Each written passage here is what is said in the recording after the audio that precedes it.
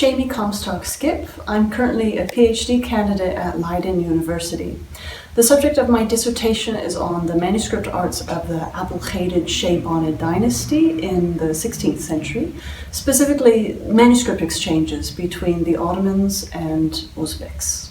Concepts to consider in Abulghadid Arts of the Book by Jeymi Komstok-Skipp. Colloquially, the Persian miniature tradition evokes small, colorful figures seated in ornamented architectural interiors and warriors dueling mythical beasts or dismembering each other.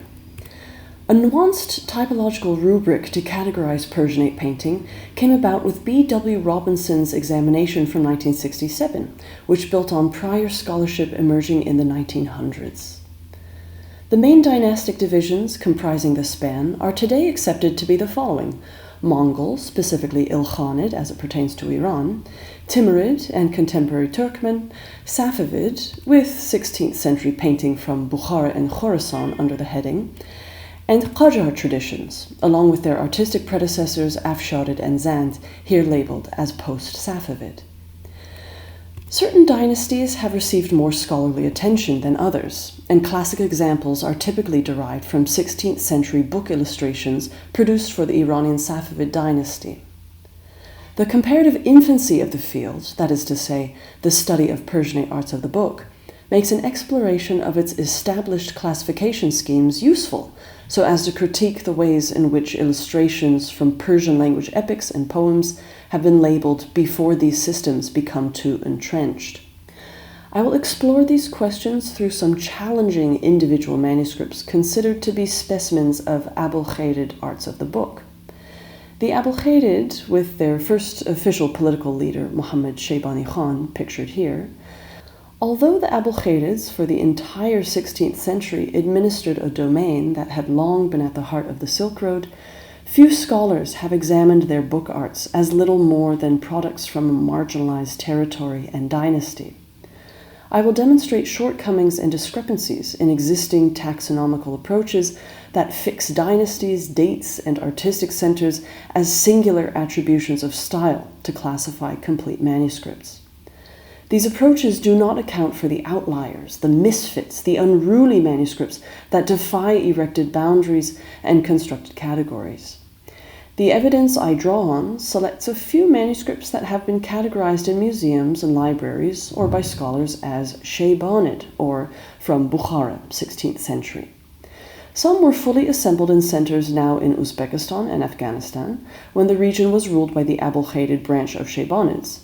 Others were originally scribed during the Timurid era, but later had illustrations filled in when they were finished in Abulghadid ateliers, whereas some were written out by scribes in Abulghadid Bukhara, but ventured out of the realm and were illustrated in Ottoman workshops, or were modified by artists working in India for the Baburid courts.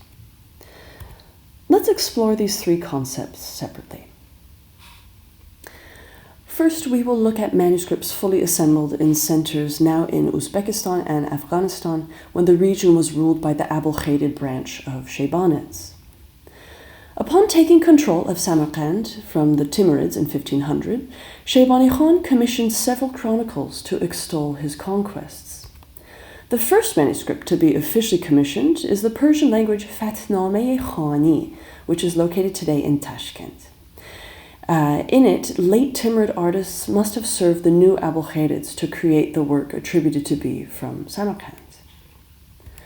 Moving chronologically, complete Abulghadid manuscripts continued to be produced in the Tashkent and Shahrukhiya workshops of Kildi Muhammad, such as this Kulliyat of Navoi from 1521 to 1522.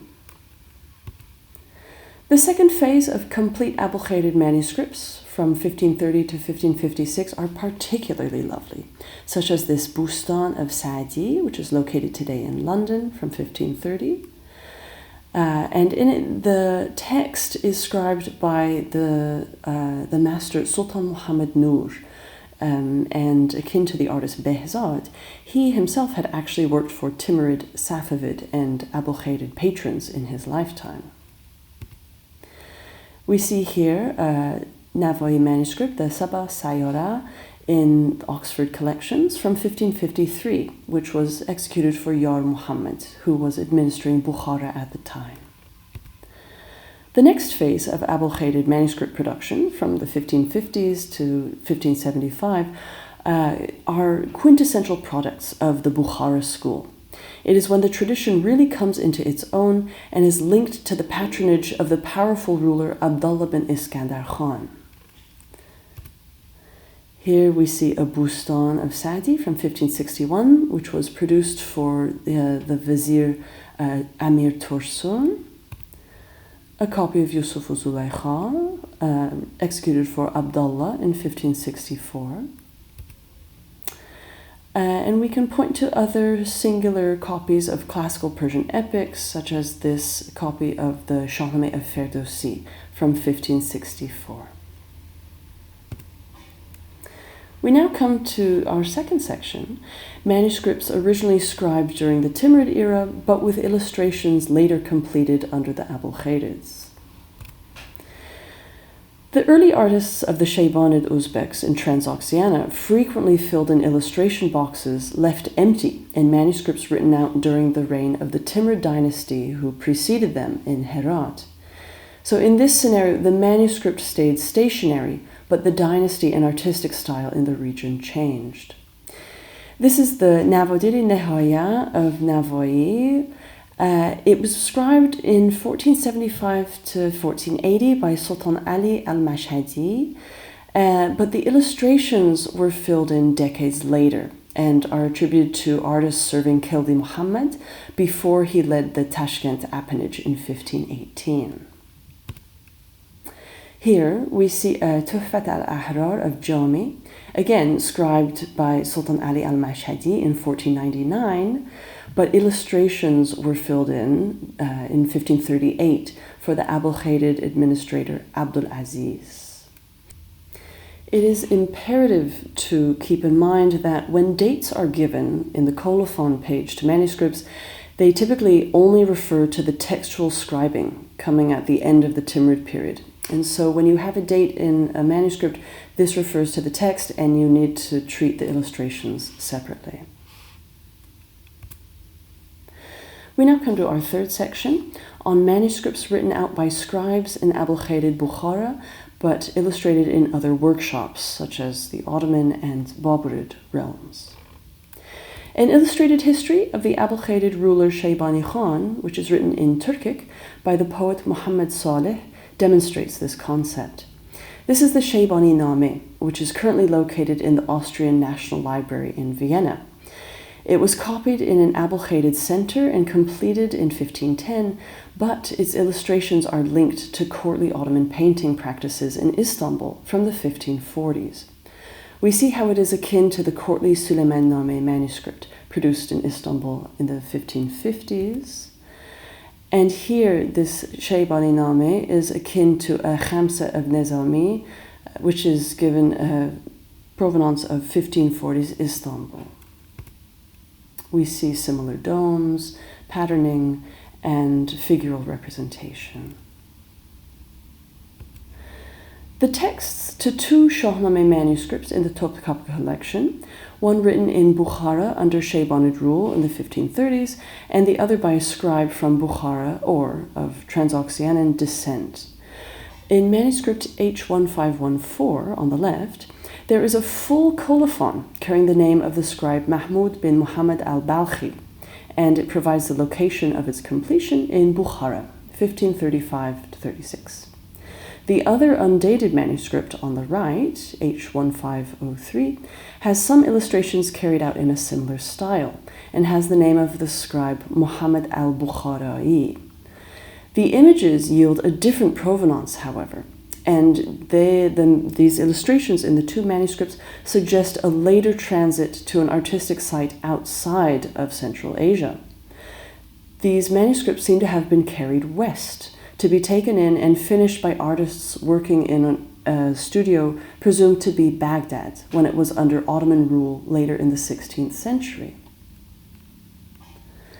There are several examples of Abul-Khaydid manuscripts being given or taken to the Baburid realm in India, where some paintings were overpainted, or new illustrations were added alongside the old ones. Here we have a bustan of Saadi located today in the Harvard Art Museum in the United States. The order of its production is the following. First, it was scribed by Mir Ali al-Husseini, who was active in the first half of the 16th century. And there is a date given 1531, and Bukhara is the site of this textual transmission. At this time, illustrations were added by Sheikh Zadeh, who had freshly arrived in Bukhara from the Safavid side. Later, many decades following, details were added which are attributed to the painter Bishindas, who operated in India and actually served the great emperors Jahangir, Akbar, and Shah Jahan. And so we can see details of costuming and dress in these figures, but when we compare them to an original manuscript from the Abulkhadid realm from the 1530s, 1540s, we see that details have been painted on top of this original Abulkhadid material. The last manuscript we will look at is this copy of a Kulliyat-i Navai, which is located today in Istanbul, in the Turkish and Islamic Arts Museum. It was scribed in 1536 by Mir Ali Bukharai for the patron Abdul Aziz, one of the Abulkhadid administrators. However, the illustrations are not Uzbek, and indeed they are linked to practices in workshops of Tabriz. And we know of several artists of Tabriz origin working in Ottoman workshops in Istanbul. And so it is my supposition that this manuscript was taken from Central Asia, but then was completed in Istanbul. To conclude, books are difficult objects to classify as artworks. They can be revisited, reread, reworked, added onto, painted over, and illustrated much later than when the textual component was penned. These interventions can cross many centuries and outlive the lifespans of their owners. Classifying Persianate arts of the book then proves to confound more than it does to clarify. There is no scholarly advantage to attributing a manuscript to a singular dynastic or stylistic designation. Instead, it is at times necessary to name multiple centers involved in a manuscript's components of manufacture. Following the lead of John Saylor, who researches arts of the book produced in India, scholars should ascribe less weight to the initial stage of an object's existence or date of textual transmission, and instead factor in the manifold effects the art object itself continues to produce long after it has been relinquished to the care of others and in the centuries after the ink has dried. Thank you.